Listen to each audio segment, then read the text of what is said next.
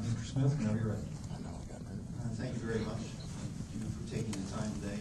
My name is Grant Smith. I'm employed by the Citizens Action Coalition of Indiana, but CAC sits on the steering committee for the CLEAN, which is a national network of about 140 organizations. CLEAN standing for Citizens League for Energy Action Now. Clearly, in this situation, a pollution prevention approach is indicated, not a pollution control approach. Preventive strategies in the context of electric generation would be energy efficiency first and foremost, renewable energy, and distributed power.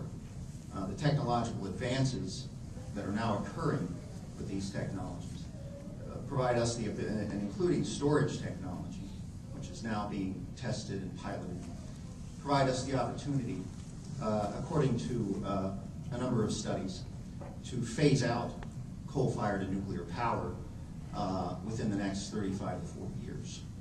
This should be our strategy. This should be best available technology. In terms of the potential for these, energy efficiency potential, for instance, it's enormous. We can reduce our electric energy demand well over 50% with the technology we have now. We can deploy renewable energy to the point of becoming 20% of the capacity of the grid conservatively without undermining reliability at all. And these technologies are available now. They're not, that we don't have to wait 20 years for them at all with respect to carbon capture and sequestration. They're available now. This also happens to be, in many respects, the least cost approach.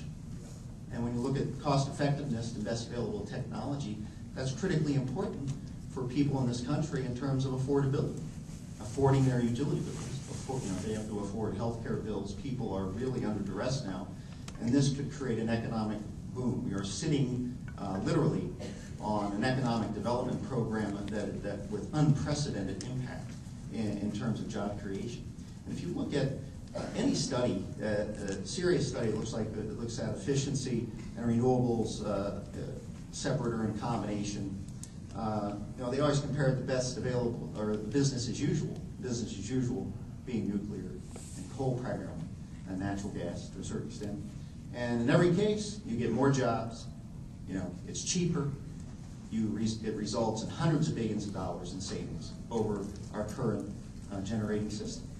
So there's no question that in terms of best available technology, that should be our focus. And the EPA has the tools to accomplish this. And it's not going to cost people money. It's going to save people money. As Amory Lovins pointed out in 1997, we can save the climate at a savings, not a cost, if we employ the correct investments. And even currently now, in terms of buildings use about 39–40% of the energy in the country.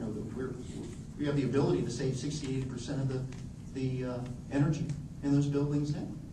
So this is where we got to go. There's no question about it. Study after study indicates that it is a least cost approach.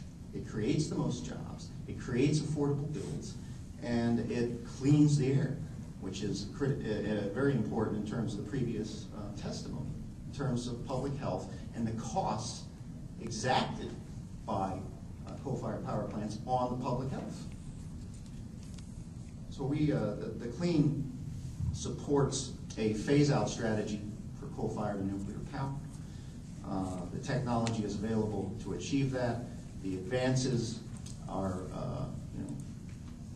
accelerating in terms of cost reductions, efficiencies, customer-owned generation, distributed power, and we can achieve this if we focus on it and not listen, to the disinformation campaigns coming from the coal industry and the nuclear industry at this time. Thank you.